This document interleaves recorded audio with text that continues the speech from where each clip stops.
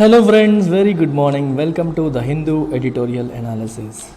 So UPSC ఇన్ఫినిటీకి కొత్త batches start అయ్యామా, సివిల్స్ ప్రిపేర్ అవుతున్న వాళ్ళందరికీ కూడా this is a beautiful opportunity to pursue your dream of cracking civil services. So మీరు ఆఫ్లైన్ క్లాసెస్ అయితే మీరు హైదరాబాద్ అండ్ వైజాగ్లో 3 days ఫ్రీ డెమో క్లాసెస్ కూడా వినొచ్చు. ఇక్కడ మీకు ఫీ స్ట్రక్చర్ కూడా క్లియర్గా కనిపిస్తుంది. 3 ఆప్షన్స్లో ఆఫర్ చేస్తున్నాము. ఆఫ్లైన్, ఆన్లైన్లో లైవ్ అండ్ రికార్డెడ్ మోడ్లో, అండ్ ఆన్లైన్లో ఓన్లీ రికార్డెడ్ మోడ్లో కూడా ఆఫర్ చేయడం అనేది జరుగుతుంది. The course comes with life time validity. Don't forget this. Course మీకు లైఫ్ టైమ్ వ్యాలిడిటీ వస్తుంది. This is what differentiates LTX classes from other institutes in civil services domain. So మీకు EMI option కూడా మనం provide చేస్తున్నాం. కేవలం 5,000 rupees per month pay చేసి కూడా మీరు జాయిన్ అవ్వచ్చు. And this is very very important. Fees is going up by 10,000 from 16th July. 16th July నుంచి 10,000 రూపాయలు ఫీజు పెరుగుతుంది. You also have optionals. వాటికి కూడా కొత్త బ్యాచెస్ అనేవి ఆల్రెడీ స్టార్ట్ అయ్యాయి. Recorded and live and recorded 2 మోడ్స్లో మనం ఇది ఆఫర్ చేస్తున్నాం. సో దీనికి కూడా ఈఎంఐ ఆప్షన్ 5,000 పర్ మంత్ ఉంది. అండ్ ఇది మీరు కాంటాక్ట్ చేయాల్సిన నెంబర్. ఎక్కడైనా సేమ్ నెంబర్ ఉంటుంది. ఈ నెంబర్కి మీరు కాంటాక్ట్ చేసి మీకు నచ్చిన ఆప్షనల్ మీరు జాయిన్ అవ్వచ్చు. పబాడ్ PSIR నేను టీచ్ చేస్తున్నాను. Sociology Sairam sir, anthropology Srinivas sir, Telugu literature Seethapathi sir. So ఇది మీకు ఏమైనా డౌట్స్ ఉన్నా, డెమోస్ చూడాలన్నా మీరు కాంటాక్ట్ చేయాల్సిన నెంబర్ వచ్చేసి ఈ నెంబర్కి మీరు కాంటాక్ట్ చేస్తే డౌట్స్ అండ్ డెమోస్ అన్నీ కూడా మీరు క్లియర్ చేసుకోవచ్చు. వర్కింగ్ ప్రొఫెషనల్స్ కోసం సెపరేట్గా యూపీఎస్సీ ప్రోగ్రామ్ లాంచ్ చేస్తున్నామమ్మా. Whoever is working, job చేసేవాళ్ళు, మాకు రోజు చదవడం అవ్వదు అనుకునే వాళ్ళ కోసం ఎక్స్క్లూజివ్గా వీకెండ్స్ మీకు క్లాసెస్ కండక్ట్ చేయడం ద్వారా, ఏ రోజైతే మీరు ఫ్రీగా ఉంటారో ఆ రోజు మీకు లైవ్ క్లాసెస్ కండక్ట్ చేయడం ద్వారా, మిగిలిన రోజులు కూడా మీకు ఫుల్ డే, మామూలు రోజుల్లో కూడా మీకు టైం ఉంటే చదువుకునేలాగా ఫుల్ యాక్సెస్ అనేది యాప్కి ఇవ్వడం ద్వారా ఈ పర్టికులర్ ప్రోగ్రామ్ అనేది లాంచ్ చేస్తున్నాను. So very beautiful program. దీంట్లో మీకు ఎవరికైనా డౌట్ ఉంటే you can call me and I'm giving you my number here. Working professionals మాత్రమేనమ్మా. నెంబర్ ఇచ్చాను కదా, అందరూ కాల్ చేయకండి. ఎందుకంటే కొత్తగా దీనిపైన ఎవరికైనా డౌట్స్ ఉంటే మీరు ఒకవేళ మీకు జాయిన్ అయ్యే ఉద్దేశం ఉంటే this is my number, you can call me directly. నేను ఫ్రీగా ఉంటే ఇమీడియట్గా పిక్ చేస్తాను, లేకపోతే you will get a call back. Only for working professionals. So very very good opportunity for all of you. గత కొన్ని నెలలుగా నేను వింటున్నాను వర్కింగ్ ప్రొఫెషనల్స్ కోసం అని చెప్పి, అందుకోసం ఈ ప్రోగ్రామ్ అనేది తీసుకురావడం జరిగింది. Even this comes with life time validity. Similarly college students, ఎర్లీగా ప్రిపేర్ అవ్వాలనుకునే వాళ్ళు, degree first year, second year, third year నుంచే యూపీఎస్సీ యాస్పిరేషన్ ఉన్న వాళ్ళందరికీ కూడా ఈ కాలేజ్ స్టూడెంట్స్ ప్రోగ్రామ్ అనేది చాలా యూజ్ అవుతుంది. ఈ ప్రోగ్రాంలో మీకు చూడండి ఎసెన్షియల్ స్కిల్స్ అన్నీ కూడా మీరు నేర్చుకుంటారు. నోట్ మేకింగ్ ఎలా చేయాలి, న్యూస్ పేపర్ ఎలా రీడ్ చేయాలి, రివిజన్ ఎట్లా చేసుకోవాలి, NCERTs నుంచి కంప్లీట్గా 6 నుంచి 12th వరకు లైవ్ అండ్ ఇంటరాక్టివ్, అంటే ఆల్రెడీ మన దగ్గర ఉన్న NCERT ఫౌండేషన్ కోర్సు కాదు ఇది. లైవ్ అండ్ ఇంటరాక్టివ్ మోడ్లో ప్రతి చాప్టర్ కూడా మీకు క్లాస్లో ఎక్స్ప్లెయిన్ చేసి, దానిపైన క్వశ్చన్స్ ఫ్రేమ్ చేసి, ప్రిలిమ్స్ అండ్ మెయిన్స్ మోడ్లో ఆన్సర్ రైటింగ్ కూడా అండ్ MCQs కూడా ప్రాక్టీస్ చేయించడం జరుగుతుంది. సో NCERTs పైన ఎండ్ టు ఎండ్ గ్రిప్ మీకు వచ్చేస్తుంది. And important current affairs discussion కూడా మీకు ఇక్కడ జరుగుతుంది. పర్సనాలిటీ డెవలప్మెంట్లో కూడా ఆస్పెక్ట్ పైన కూడా మేము దృష్టి పెడుతున్నాము. ఎందుకంటే group discussions, interviews and communication skills పైన కూడా ఫోకస్ చేయడం అనేది ఫస్ట్ ఇయర్లో మీకు జరుగుతుంది. సెకండ్ ఇయర్లో మీకు కంప్లీట్గా ఆప్షనల్ అండ్ CSAT కవర్ చేయడం జరుగుతుంది. అండ్ థర్డ్ ఇయర్లో you will have upgrade to our regular UPSC infinity. And from there it will become lifetime validity course. ఏ డౌట్స్ ఉన్నా మీరు కాంటాక్ట్ చేయాల్సిన నెంబర్ ఇక్కడ కనిపిస్తుంది. ఈ నెంబర్కి మీరు కాల్ చేయొచ్చు. దీనికి ఇనాగ్రల్ ఫీ కేవలం 3,000 rupees month for period of 3 years. So 36 months into 3,000 will be your fee. ఇది మీరు పే చేయాల్సిన టోటల్ ఫీ. ఒకేసారి పే చేయరు. సో విడతలుగా వాయిదాలుగా కడతారు. ఒకేసారి కడితే డిస్కౌంట్స్ ఏమన్నా ఉంటాయంటే ఉంటాయి. వాటి కోసం మీరు ఈ నెంబర్కి కాంటాక్ట్ చేయొచ్చు. ఫీజు ఆల్రెడీ తక్కువ, ఇంకా ఫర్దర్ డిస్కౌంట్ కూడా చేస్తాను ఒకేసారి పే చేసిన వాళ్ళకి. ఇవాల్టి ఎడిటోరియల్ టైటిల్ వచ్చేసి ఎ మ్యాటర్ ఆఫ్ ఇంపోర్ట్ అనే పేరుతో వచ్చింది. సో హిందూలో టైటిల్స్ చాలా బ్యూటిఫుల్గా ఉంటాయి. ఇక్కడ ఇంపోర్ట్ అనే పదాన్ని వాడారు. ఈరోజు ఎడిటోరియల్ అనేది exports, imports, current account, capital account, trade వీటికి సంబంధించింది. సో ఎకానమీలో ఎక్స్టర్నల్ సెక్టార్కి సంబంధించిన ఎడిటోరియల్. సో అక్కడ ఇంపోర్ట్ అనే పదాన్ని చాలా కామన్గా ఉపయోగిస్తాం. కానీ టైటిల్లో వాడిన పదం ఏ మ్యాటర్ ఆఫ్ ఇంపోర్ట్ అంటే ఇంపోర్ట్కి సంబంధించిన మ్యాటర్, దిగుమతులకి సంబంధించిన మ్యాటర్ అనుకోకూడదు. అదే హిందూ వాడి తెలివితేటలు.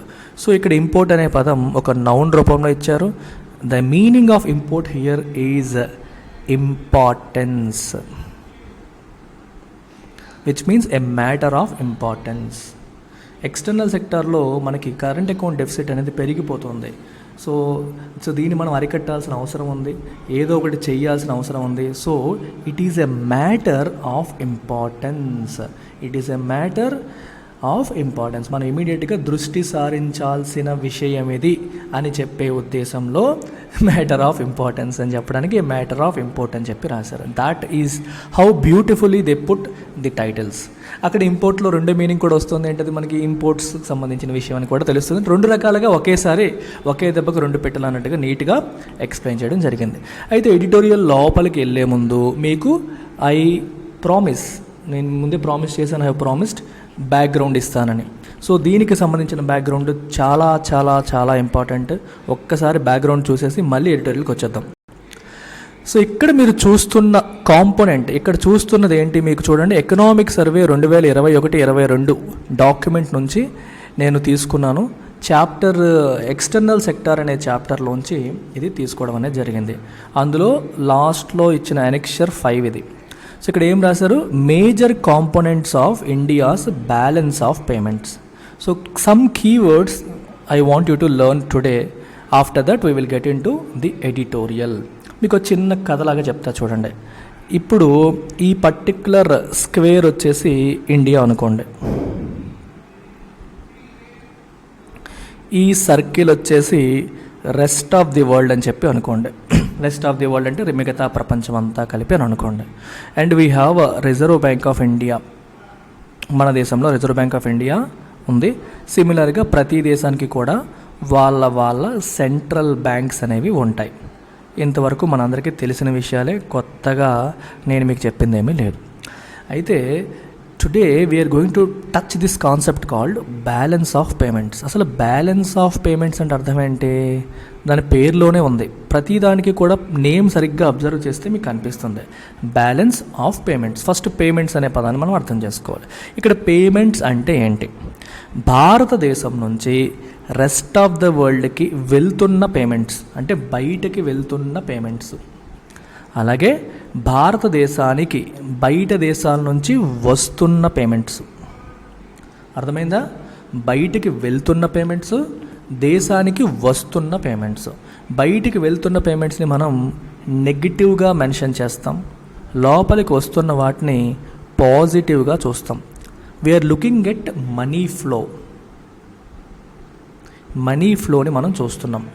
ఈ మనీ ఫ్లో అనేది భారతదేశం నుంచి బయట దేశాలకు వెళ్తుంటే అది నెగిటివ్గా, భారతదేశానికి బయట దేశాల నుంచి వస్తుంటే దాన్ని పాజిటివ్గా మనం చూడడం అనేది జరుగుతుంది. సో ఈ నెగిటివ్ పేమెంట్స్ అన్నిటినీ కలిపి ఏ అనుకుందాం, పాజిటివ్ పేమెంట్స్ అన్నిటినీ కలిపి బి అనుకుందాం. ఓకేనా?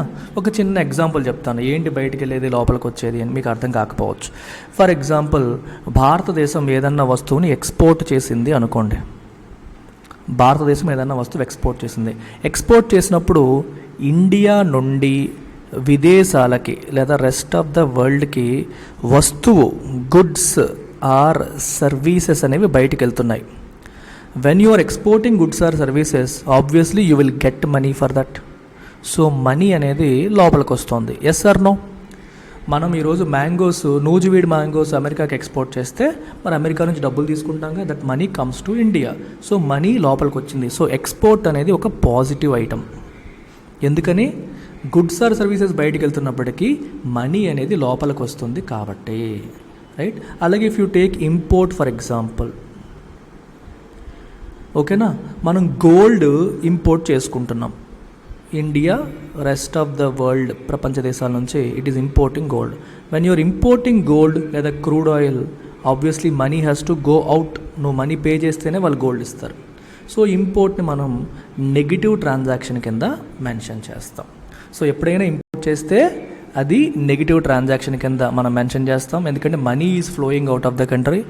ఎప్పుడైనా ఇండియా ఎక్స్పోర్ట్ చేస్తే అది పాజిటివ్ ట్రాన్సాక్షన్ కింద కౌంట్ చేస్తాం, because the money is coming out of money coming in to the country. అలాగే ఇండియా వరల్డ్ బ్యాంక్ నుంచి లోన్ తీసుకుంది అనుకోండి, లోన్ తీసుకున్నప్పుడు లోన్ యొక్క ప్రిన్సిపల్ ఏదైతే ఉందో, ఓకేనా, లోన్ యొక్క ప్రిన్సిపల్ ఆబ్వియస్గా డైరెక్ట్గా మనీ లోపలికి వస్తుంది, సో పాజిటివ్గానే పెడతాం. దానిపైన నువ్వు ఇంట్రెస్ట్ పే చేస్తావు కదా, whenever you are paying interest అనేది ఇండియా వరల్డ్ బ్యాంక్కి పే చేస్తుంది, సో కాబట్టి నెగిటివ్. సో మీరు చూడాల్సిందంతా ఏంటంటే మన దేశంలోకి డబ్బు ఎంటర్ అవుతుంటే పాజిటివ్, దేశం నుంచి డబ్బు బయటకు వెళ్తే నెగిటివ్. ఇది గుర్తుపెట్టుకోండి. ఇదంతా ఎందుకు సార్ చెప్తున్నారు అంటే ఇక్కడ మనం ఏం చదువుకున్నాం, పేమెంట్స్. సో పేమెంట్స్లో బయటికి వెళ్ళే పేమెంట్స్ ఉన్నాయి, లోపలికి వచ్చే పేమెంట్స్ ఉన్నాయి. సో బయటికి వెళ్ళే పేమెంట్స్ని ఏతో మనం డెసిగ్నేట్ చేసాం, లోపలికి వచ్చే పేమెంట్స్ని బీతో మనం డెసిగ్నేట్ చేసాం. ఇప్పుడు ఈ రెండింటిని కలుపుదాం, ఏ ప్లస్ బి. ఏ ప్లస్ బి కలిసింది, ఏ ఏమో నెగిటివ్, బి ఏమో పాజిటివ్. ఏ బి రెండు కలపగా వచ్చేదాన్నే మనం, ఇప్పుడు ఏ ఎక్కువ ఉందనుకోండి, బయటికి వెళ్ళింది ఎక్కువ ఉంది, లోపలికి వచ్చింది తక్కువ ఉందనుకోండి, సో ఫైనల్గా దేర్ ఈజ్ సమ్ నెగిటివ్. దీన్నే మనం బ్యాలెన్స్ ఆఫ్ పేమెంట్స్ అంటాం, బిఓపి అని చెప్పి అంటాం. The summation of all the money that flows out of the country and that comes in to the country, this is balance. అంటే లోపలికి వచ్చేదానికంటే బయటకు వెళ్ళేది ఎక్కువ ఉంది, so there is some balance of payments and balance of payments is negative అని చెప్పి మనం ఇక్కడ మాట్లాడుకుంటాం. అర్థమైందా? ఇది concept of balance of payments. ఇది మనం ఎక్స్టర్నల్ సెక్టార్ చాప్టర్లో ఇండియన్ ఎకానమీ క్లాసెస్లో ఇంకా డీటెయిల్డ్గా విత్ లాట్ మోర్ ఎగ్జాంపుల్స్ మనం తెలుసుకుంటూ ఉంటాం.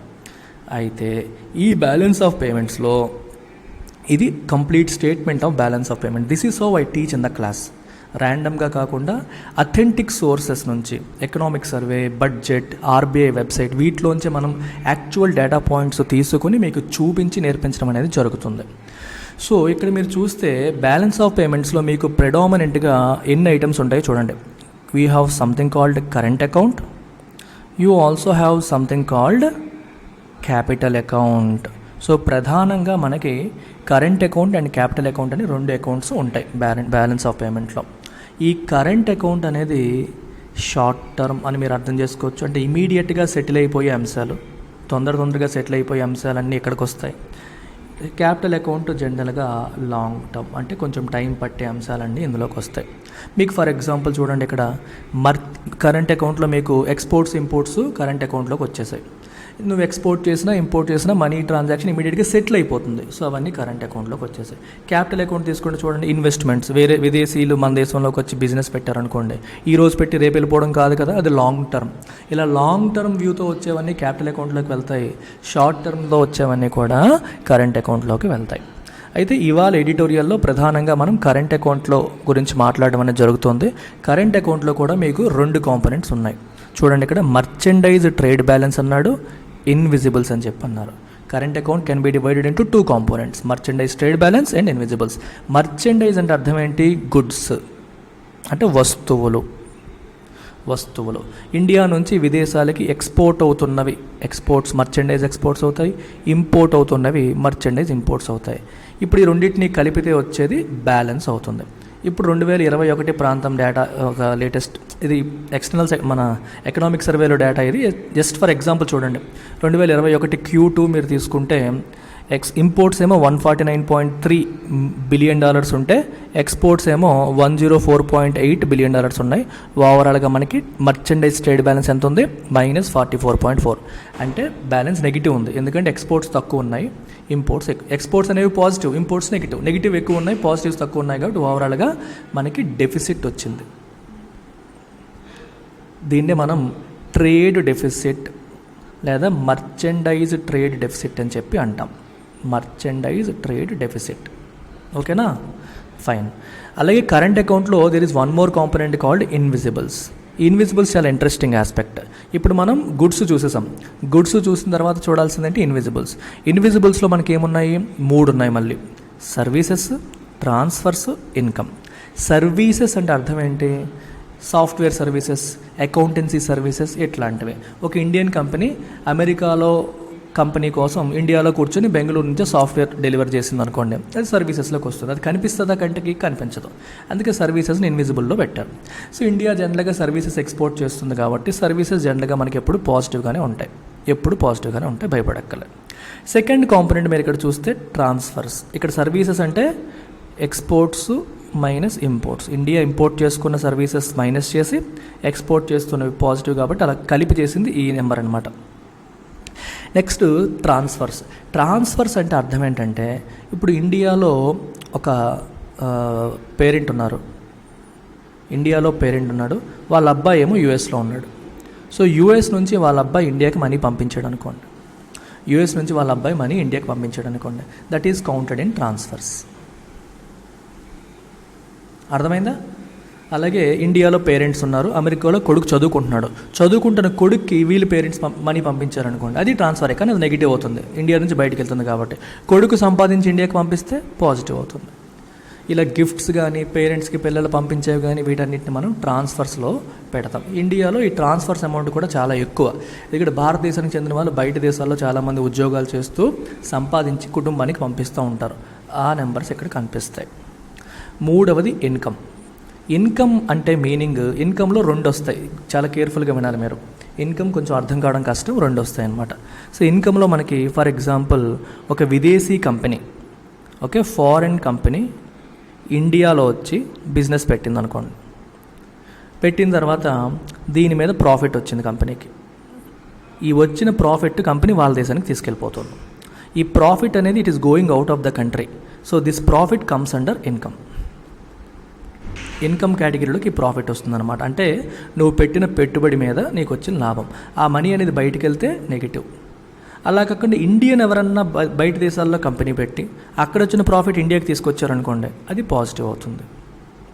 సో అలా బయటికి వెళ్ళేవి లోపలికి వచ్చేవి అన్నీ కలిపేసి ఓవరాల్గా వచ్చే బ్యాలెన్స్ ఇక్కడ రాస్తారు. అలాగే ఇంట్రెస్ట్ కాంపోనెంట్ కూడా మనకి ఇన్కంలోకి వస్తుంది. అంటే భారతదేశంలో ఏదన్నా కంపెనీ విదేశీ బ్యాంక్ దగ్గర అప్పు తీసుకుందనుకోండి, ఆ అప్పు మీద వడ్డీ కట్టిందనుకోండి, వడ్డీ బయటికి వెళ్తుంది కాబట్టి దట్ ఇంట్రెస్ట్ కాంపోనెంట్ నెగిటివ్ కింద పెడతాం.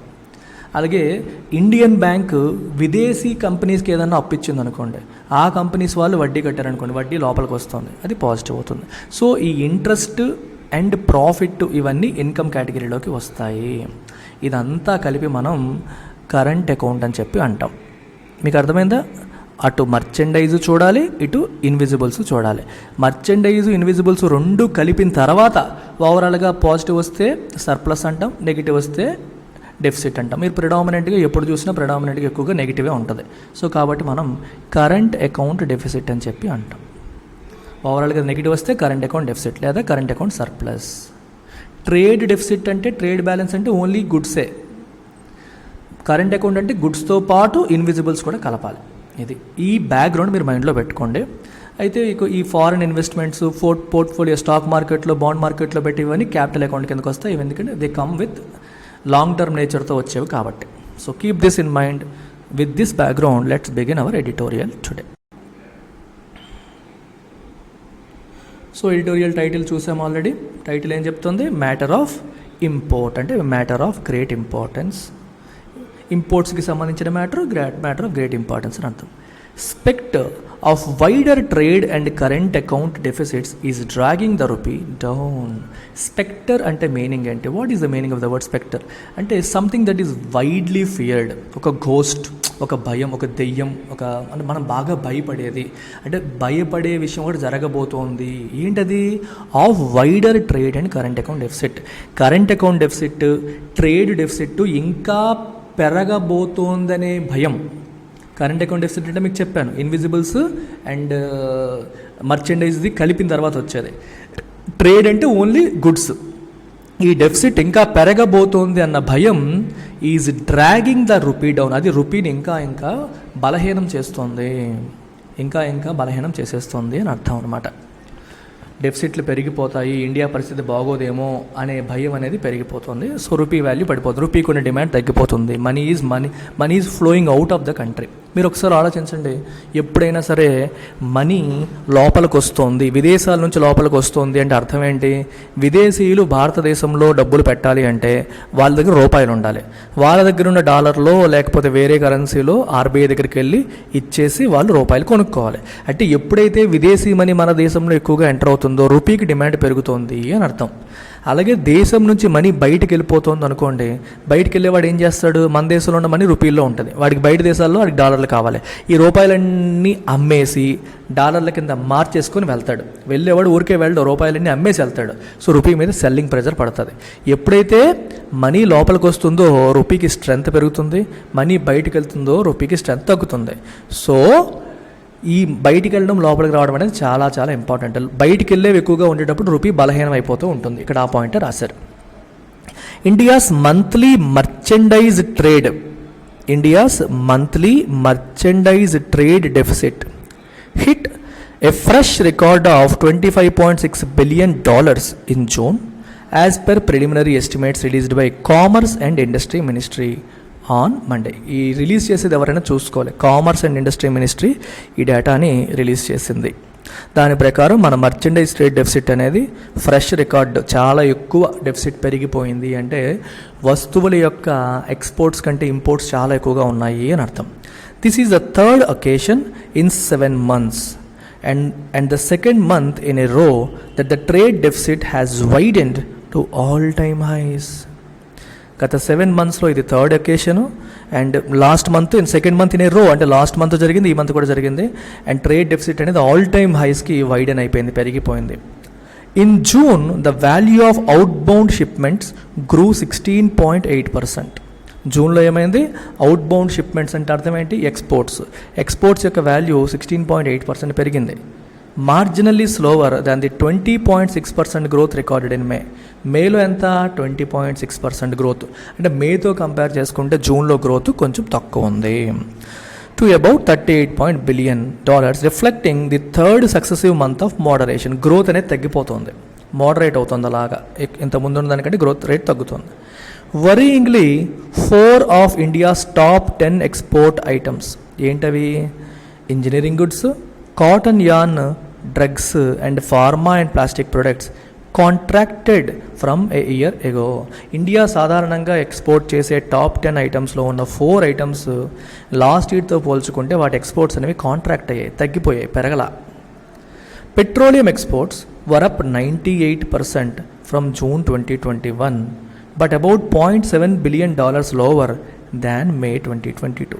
చాలామంది స్టూడెంట్స్ చూడగానే పెట్రోలియం ఎక్స్పోర్ట్సా అదేంటి సార్ అనుకుంటారు. ఎందుకంటే ఇండియా ప్రెడామినెంట్గా పెట్రోల్ ఇండియాలో ఉండదు కదా, మనం దిగుమతి చేసుకుంటాం కదా, మరి ఎక్స్పోర్ట్స్ ఎక్కడి నుండి వచ్చేసాయి అనే క్వశ్చన్లు మీకు వస్తూ ఉంటాయి. ఇక్కడ విషయం ఏంటంటే గమనించాల్సింది మీరు, ఇండియా పెట్రోల్ దిగుమతి చేసుకోదు. ఇండియా ఏం దిగుమతి చేసుకుంటుంది? క్రూడ్ ఆయిల్, ముడి చమురు.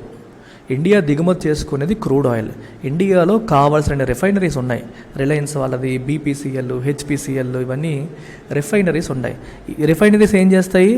చమురు శుద్ధి కర్మాగారాలు అంటాం. ఈ ముడి చమురుని రిఫైన్ చేసి దాని నుంచి పెట్రోలు, డీజిల్, ఇలా రకరకాల ప్రొడక్ట్స్ని ప్రొడ్యూస్ చేస్తాయి. ఇలా ప్రొడ్యూస్ చేసిన వాటిలో ఇండియాకి అవసరమైనవి పోగా రిమైనింగ్ని ఎక్స్పోర్ట్ చేస్తారు. ఎక్స్పోర్ట్స్లో వీడికి డిమాండ్ ఉంది కాబట్టి ముడి చమురుని దిగుమతి చేసుకొని దాన్ని రిఫైన్ చేసి వచ్చిన ప్రొడక్ట్స్ని మళ్ళీ విదేశాలకు ఎక్స్పోర్ట్ చేయడం కూడా జరుగుతుంటుంది. దీంట్లో ఎస్పెషల్లీ ఏవియేషన్ ఫ్యూయల్ అంటే మనకి విమానాల్లో వాడే ఇంధనాలు కూడా మన వాళ్ళు ఎక్స్పోర్ట్ చేస్తూ ఉంటారు విదేశాలకి. నాఫ్తలీన్ ఆయిల్, రకరకాల ఐటమ్స్ ఉంటాయి, హై స్పీడ్ డీజిల్, ఇట్లాంటి పెట్రోలియం ప్రోడక్ట్స్ని మన వాళ్ళు ఎక్స్పోర్ట్ చేస్తూ ఉంటారు. ఈ ఎక్స్పోర్ట్స్ అనేవి 98% పెరిగాయంట లాస్ట్ ఇయర్ June 2021తో కంపేర్ చేస్తే, లాస్ట్ ఇయర్ జూన్తో కంపేర్ చేస్తే. కాకపోతే మేతో కంపేర్ చేస్తే కొంచెం తక్కువే ఉన్నాయి. ఈవెన్ యాజ్ ఎక్స్పోర్ట్స్ గ్రోత్ స్లిడ్, ఆబ్వియస్గా ఎక్స్పోర్ట్స్ యొక్క గ్రోత్ ఏమైంది? స్లిడ్ అయింది. స్లైడ్ యొక్క పాస్ట్ టెన్స్ స్లిడ్ అంటే కొంచెం జారింది, తగ్గింది అని అర్థం. Imports surged by over 51% to $63.6 billion. Imports ఏమైపోయాయి? పెరిగిపోయాయి. $63.6 billion పెరిగిపోయింది, 51% పెరిగిపోయింది. Crossing the $60 billion mark for the 4th month in a. వరుసగా 4వ నెల కూడా $60 billion మార్క్ని క్రాస్ చేసేసింది. ప్రతి నెల కూడా $60 billion ఇంపోర్ట్స్ మనం చేసుకోవాల్సి వస్తుంది. ఇంపోర్ట్స్ పెరిగిపోతే ప్రాబ్లం ఏంటి? కరెంట్ అకౌంట్ డెఫిసిట్ పెరిగిపోతుంది, రూపీ మీద ప్రెషర్ పెరిగిపోతుంది. Coal imports up almost 242% year on year and petroleum inflows up 94.2% drove nearly 3/4 of this surge. అయితే ఈ పెరుగుదలలో ప్రధానమైన కారణం ఏంటి? రెండు, ఒకటి ముడి చమురు, రెండోది కోల్ షార్టేజ్ రావడం వల్ల కూడా ఎక్కువగా కోల్ ఇంపోర్ట్ చేసుకుంటున్నాం, దానివల్ల కూడా మనకి ఇంపోర్ట్ బిల్ పెరిగిపోయింది. అలాగే రెండవది ఏంటమ్మా మనకి ముడి చమురు కూడా, రెండు కూడా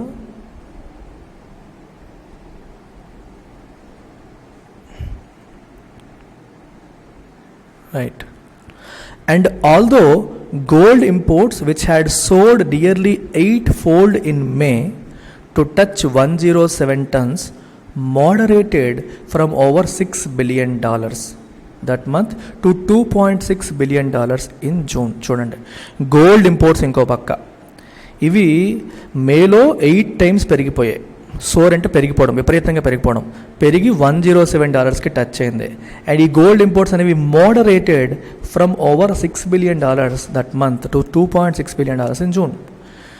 ఓకే, మేతో కంపేర్ చేస్తే జూన్లో కొంచెం తగ్గాయి. ఎందుకంటే మేలో $6 billion మనం ఇంపోర్ట్ చేసుకుంటే ఇప్పుడు $2.6 billion ఇంపోర్ట్ చేసుకుంటాం, కొంచెం తగ్గింది.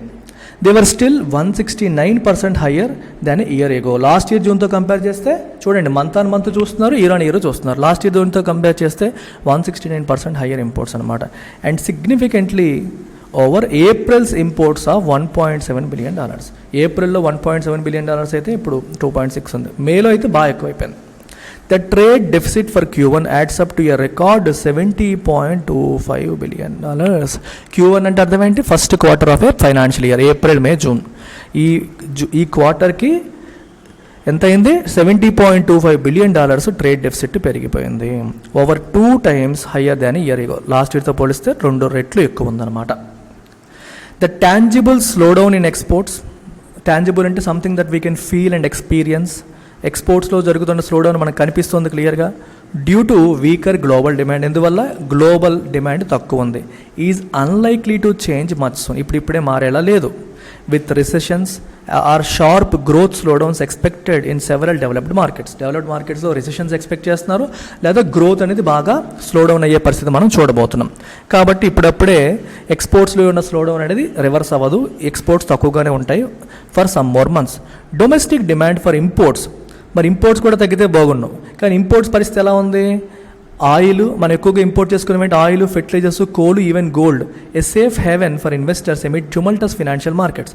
ఎప్పుడైతే స్టాక్ మార్కెట్స్, బాండ్ మార్కెట్స్ ప్రిడిక్టబుల్గా ఉండవో, ఎక్కువగా నష్టాలు చవి చూసే పరిస్థితులు, ఎక్కువగా వాలటైలిటీ ఉంటుందో, పెరిగిపోవడం తగ్గిపోవడం, స్టెబిలిటీ లేకుండా ఉంటుంది, అలాంటి టైంలో ఇన్వెస్టర్స్ జనరల్గా గోల్డ్ని సేఫ్ హెవెన్గా చూస్తారు. అంటే area which protects hour investments. Gold అయితే మనకు కాపాడుతుంది ఈ టైంలో అని చెప్పి డబ్బులు తీసుకెళ్ళి గోల్డ్లో పెడతారు. ఈ గోల్డ్, కోలు, ఫెర్టిలైజర్స్, ఆయిల్, ఈ 4గింటికి మన దేశంలో ఉన్న డిమాండ్ ఏదైతే ఉందో అది ఇట్ ఈస్ లార్జ్లీ ఇన్ఎలాస్టిక్. అంటే అర్థం ఏంటి? అది ఎకానమీతో సంబంధం లేకుండా, అంటే విదేశాల్లో రిసెషన్స్, గ్రోత్ స్లోడౌన్స్ ఉన్నాయి కాబట్టి మన ఎక్స్పోర్ట్స్ తగ్గిపోతాయి అని చెప్పి మనం ఎక్స్పెక్ట్ చేస్తున్నాము. కానీ ఇవి మాత్రం రిసెషన్తోని, గ్రోత్ స్లోడౌన్తోని సంబంధం లేకుండా ఇన్ఎలాస్టిక్, అంటే అది మారినప్పుడు ఇది మారదు అని అర్థం. ఇది మారే పరిస్థితి కనిపించట్లేదు. సో వీటి ఇంపోర్ట్ మీద ఉన్న డిమాండ్ అనేది అలాగే ఉండేలా కనిపిస్తోంది అని చెప్తున్నారు. And elevated global prices for these will continue to escalate the import bill. ఈ 4గింటికి రేట్లు బాగా పెరిగిపోయి, సో దానివల్ల ఇంపోర్ట్ బిల్ అనేది ఆబ్వియస్గా పెరిగిపోతుంది త్రూ అవుట్ ద ఇయర్ అంతా పెరిగిపోయే పరిస్థితులే మనకి కనిపిస్తున్నాయి. ద వీకెనింగ్ రూపీ ఇంకోవైపు ఏమవుతుంది? వీక్ అయిపోతుంది రోజు రోజుకి. విచ్ టంబుల్డ్ అంటే పడిపోవడం, further to 79.37 vis-a-vis the US dollar on Tuesday. డాలర్తో పోల్చుకుంటే 79.37కి పడిపోయింది. ఏంటది? రూపీ. vis-a-vis అంటే in relation to. It will rise import cost further. Rupee value పడిపోయే కొద్దీ మనకి ఇంపోర్ట్ బిల్ ఇంకా పెరిగిపోతుంది. చూడండి, ఒక రూపీ $1కి $70 వస్తున్నాయి అనుకోండి, మనం $100 ఇంపోర్ట్ చేసుకోవాలంటే 100 × 70 7,000 పే చేయాలి. అదే ఒక $1కి $80 వస్తుంది అనుకోండి, అంటే రూపీ వాల్యూ ఏమైనట్టు? పడిపోయినట్టు. డాలర్ వాల్యూ పెరిగింది. మీరు వినగానే అదేంటి సార్ 70 నుంచి 80 రూపీ పెరిగింది కదా? 70 నుంచి 80 రూపీ పెరగల, డాలర్ పెరిగింది. ఒక $1కి $70 వచ్చేది, ఇప్పుడు $80 అంటే డాలర్ వాల్యూ పెరిగింది, విచ్ మీన్స్ రూపీ వాల్యూ పడింది. సో రూపీ వాల్యూ పడింది అనుకోండి, సేమ్ $100 మనం ఇంపోర్ట్ చేయాలంటే 100 ఇంటూ డాలర్ ప్లస్ 80 వేయండి, 80,000 అవుతుంది, 8,000 అవుతుంది. అంటే ఇంపోర్ట్ బిల్లు 7,000 ఉండేది కాస్త ఇప్పుడు 8,000 అయిపోయింది. సో ఇక్కడ ఏమైనట్టు, రూపీ వాల్యూ పడిపోతే ఇంపోర్ట్ బిల్లు పెరుగుతున్నట్టు. So it will rise import cost further అంటే మీనింగ్ అది. Analysts expect the rupee to scale the 82 to a dollar mark by October to December quarter. October to December quarter వెళ్ళేసరికి 82 కల్లా పడిపోయే అవకాశం ఉందని analyst expect చేస్తున్నారు. Before recovering and the current account deficit to more than double to around 3% of GDP this year from 1.2% 21-22. 21-22లో మనకి current account deficit 1.2% of GDP ఉంటే అదేమో ఇప్పుడు 3% ఆఫ్ జీడిపికి పెరిగిపోయే అవకాశం ఉందని చెప్పి అనలిస్టులు ఎక్స్పెక్ట్ చేస్తున్నారు. రూపీ ఏమో రికవర్ అయ్యడానికి ముందు ఫుల్గా 82కి పడిపోయి అక్కడ నుంచి రికవర్ అవుతుందని చెప్పి అనలిస్టులు ఎక్స్పెక్ట్ చేస్తున్నారనమాట. Robust forex reserves not with standing, India యొక్క ఫారెక్స్ రిజర్వ్స్ చాలా స్ట్రాంగ్గా ఉన్నాయి, 500 ఇంకా చాలా ఎక్కువ ఉన్నాయన్నమాట. అన్నీ ఉన్నప్పటికీ కూడా నాట్ విత్ స్టాండింగ్ అంటే despite, in spite of having robust strong forex reserves, the persistent outflows of foreign capital. Persistent అంటే వితౌట్ ఎనీ గ్యాప్ కన్సిస్టెంట్గా మన దేశం నుంచి ఫారెన్ క్యాపిటల్ అవుట్ఫ్లో అయిపోతుంది ఫ్రమ్ ది ఫినాన్షియల్ మార్కెట్స్. చూడండి, స్టాక్ మార్కెట్స్ నుంచి కూడా విదేశీ ఇన్వెస్టర్స్ అమ్మేస్తున్నారు, మన షేర్స్ మన బాండ్స్ అమ్మేసి మనీని బయటికి తీసుకెళ్ళి, అంటే క్యాపిటల్ అకౌంట్లో కూడా నెగిటివ్ వచ్చేసే పరిస్థితి కనిపిస్తుంది. కరెంట్ అకౌంట్లో ఎలాగో నెగిటివ్ ఉంది, బయటికి పోయేది ఎక్కువ ఉంది. ఇప్పుడు క్యాపిటల్ అకౌంట్లో జనరల్గా ఇండియాకి పాజిటివ్ ఉంటుంది, క్యాపిటల్ అకౌంట్లో కూడా మనీ అనేది బయటకు ఎక్కువగా వెళ్తుంది. So they have triggered concerns that the balance of payment situation ఎలా ఉండబోతుందని భయపడుతున్నారు. కరెంట్ అకౌంట్లో జనరల్గా నెగిటివ్ ఉన్న, క్యాపిటల్ అకౌంట్లో పాజిటివ్ ఉండడం వల్ల బ్యాలెన్స్ మనకి ఎప్పుడు పాజిటివ్ వస్తూ ఉంటుంది, పాజిటివ్ వచ్చే అవకాశాలు ఎక్కువగా ఉంటాయి. కానీ పరిస్థితులు ఇప్పుడు అలా లేవు, ఫారెన్ క్యాపిటల్ అకౌంట్ పరిస్థితి కూడా అంతగా బాగాలేదు కాబట్టి maybe balance of payment situation వస్తుందేమో, బ్యాలెన్స్ ఆఫ్ పేమెంట్ అంటే బ్యాలెన్స్ నెగిటివ్ అయిపోయే అవకాశం ఉంటుందేమో అనే భయం కూడా ఉంది. సో ఎప్పుడైతే నెగిటివ్ అవుతుందో మన రిజర్వ్ బ్యాంక్ దగ్గర ఉన్న ఎక్సెస్ కరెన్సీతో దాన్ని మేనేజ్ చేస్తారనమాట. చూడండి, దేశంలో బయటికి వెళ్ళేదేమో లెట్సే $100 million అనుకోండి, లోపలికి వచ్చేదేమో $80 million అనుకోండి, $20 million షార్టేజ్ ఉంది. అది ఎలా వస్తుంది? రిజర్వ్ బ్యాంక్ దగ్గర మెయింటైన్ చేయాలి, ఎక్సెస్ రిజర్వ్స్ మెయింటైన్ చేయాలి, దాని ద్వారా దాన్ని బ్యాలెన్స్ చేస్తారు. సో మన దగ్గర రిజర్వ్స్ బాగున్నాయి కాబట్టి భయపడక్కర్లేదు, కానీ కన్సిస్టెంట్గా పర్సిస్టెంట్గా అవుట్ఫ్లో అవుతుంది. సో దానివల్ల కొంచెం భయాలు అయితే ఉంటాయి. Last week, the government imposed a windfall tax on crude oil production that could help bridge concerns about the fiscal deficit. Fiscal deficit అంటే అర్థం ఏంటి? ప్రభుత్వం యొక్క టోటల్ ఇన్కమ్, ప్రభుత్వం యొక్క టోటల్ ఎక్స్పెండిచర్, ఇన్కమ్కి ఎక్స్పెండిచర్కి ఉన్న డిఫరెన్స్ డెఫిసిట్. అంటే ఎక్స్పెండిచర్ ఎక్కువ ఉండి ఇన్కమ్ తక్కువ ఉందనుకోండి, అది డెఫిసిట్ అవుతుంది. అయితే ఆదాయాన్ని కొంచెం పూడ్చుకోవడానికి గవర్నమెంట్ ఏం చేసిందంటే ఖర్చును తగ్గించుకోవడానికి, ఆదాయం పెంచుకోవడానికి క్రూడ్ ఆయిల్ ప్రొడక్షన్ మీద విండ్ ఫాల్ ట్యాక్స్ వేసింది. విండ్ ఫాల్ ట్యాక్స్ అంటే అర్థం ఏంటంటే విండ్ ఫాల్ గెయిన్స్ పైన వేసే ట్యాక్స్. విండ్ ఫాల్ గెయిన్ అంటే సడన్గా వచ్చేవి, వన్ టైం గెయిన్స్ అనమాట. ఇప్పుడు ఏమవుతుందంటే క్రూడ్ ఆయిల్ అనేది విదేశాల్లోనూ ప్రొడ్యూస్ అవుతుంది, భారతదేశంలోనూ ప్రొడ్యూస్ అవుతుంది. భారతదేశంలో ప్రొడ్యూస్ అయ్యేది సరిపోదు కాబట్టే మనం బయట దేశాల నుంచి తెచ్చుకుంటాం. అయితే ఇక్కడ ఏమవుతుందంటే క్రూడ్ ఆయిల్ ధరలు విదేశాల్లో విపరీతంగా పెరిగిపోయాయి. రష్యా యుక్రెయిన్ వార్ వల్ల, క్రైసిస్ వల్ల బయట దేశాల్లో క్రూడ్ ఆయిల్ ధరలు బాగా పెరిగిపోయాయి. క్రూడ్ ఆయిల్ ధరలు బాగా పెరిగిపోయాయి కాబట్టి క్రూడ్ ఆయిల్ ధరలు బాగా పెరిగిపోయాయి కాబట్టి మన దేశంలో క్రూడ్ ఆయిల్ ప్రొడ్యూసర్స్ కూడా అదే రేట్లు పెట్టి అమ్ముతున్నారు. వీళ్ళకి అంత ఖర్చు అవ్వదు, లోకల్గానే ప్రొడ్యూస్ అవుతుంది. ఓఎన్జీసీ, ఆయిల్ ఇండియా లిమిటెడ్, ఈ కంపెనీస్ అనమాట. ఇవి ఇండియాలోనే క్రూడ్ ఆయిల్ని ప్రొడ్యూస్ చేస్తాయి. వీళ్ళకి ఖర్చు తక్కువైనప్పటికీ కూడా విదేశాల్లో ఎంత రేట్ ఉందో ఆ రేటు ప్రకారం వీళ్ళు అమ్ముతున్నారు. విపరీతమైన ప్రాఫిట్లు వచ్చేస్తున్నాయి వీళ్ళకి. దాన్ని విండ్ ఫాల్ గెయిన్ అంటారు. అంటే ఇది ప్రతిసారి ఉంటుందంటే ఉండదు, ప్రస్తుతానికి ఉన్న ఎగ్జార్బిటెంట్ రేట్లు, విపరీతంగా రేట్లు ఉండడం వల్ల వీళ్ళకి గెయిన్స్ వస్తున్నాయి. ఆ విండ్ ఫాల్ గెయిన్స్ పైన గవర్నమెంట్ విండ్ ఫాల్ ట్యాక్స్ అంటే వన్ టైం ట్యాక్స్, అంటే ఎప్పుడూ ఇది ఉండదు, అప్పుడప్పుడు ఎక్స్ట్రాడినరీ ప్రాఫిట్స్ ఎవరికన్నా వచ్చేస్తున్నాయంటే దానికోసం స్పెషల్గా ఒక సెస్ వేస్తుంది, ఒక ట్యాక్స్ వేస్తుంది అనమాట. సో దీని మీద గవర్నమెంట్ ఒక సెపరేటెడ్ ట్యాక్స్ వేయడం అనేది జరిగింది. ఒక టన్నుకి 23,000 రూపాయలు, 23,000 సంథింగ్ సెస్ వేస్తుంది అనమాట. ప్రొడక్షన్కి ఇంత అని చెప్పి కట్టాలని. దీనివల్ల గవర్నమెంట్కి విపరీతమైన ఆదాయం రాబోతోంది. సో దానివల్ల ఫిస్కల్ డెఫిసిట్ తగ్గుతుంది అని చెప్పి ఒక చిన్న expectation. It also place restrictions on petroleum products exports and acknowledged that gold imports were hurting the current account by raising customs duties to 15% ఫ్రమ్ 10.75%. సో గవర్నమెంట్ రకరకాల పనులు చేస్తుంది మనల్ని కాపాడడం కోసం. గోల్డ్ ఇంపోర్ట్స్ వల్ల కూడా మనకి చాలా ఇబ్బంది అయిపోతుంది. గోల్డ్ ఇంపోర్ట్స్ అనేవి పెరిగిపోవడం వల్ల కరెంట్ అకౌంట్ డెఫిసిట్ పెరిగిపోతుందని చెప్పి గవర్నమెంట్ ఏం చేసిందంటే కస్టమ్స్ డ్యూటీని 10.75% నుంచి 15% పెంచింది. అంటే గోల్డ్ యొక్క కాస్ట్ పెరుగుతుంది లోపల, కస్టమ్స్ డ్యూటీ పెంచింది కాబట్టి. అయితే ఎందుకు పెంచింది? అట్లీస్ట్ కస్టమ్ డ్యూటీ పెరిగింది కాబట్టి మన వాళ్ళు కనీసం గోల్డ్ కొనడం తగ్గించుకుంటారు, గోల్డ్ రేట్లు పెరిగిపోయి తగ్గించుకుంటారు, తద్వారా ఇంపోర్ట్ బిల్ తగ్గుతుందని గవర్నమెంట్ యొక్క ఆశ. ఆ రకంగా ఇంపోర్ట్ తగ్గుతాయని చెప్పి గవర్నమెంట్ ఆశిస్తోంది.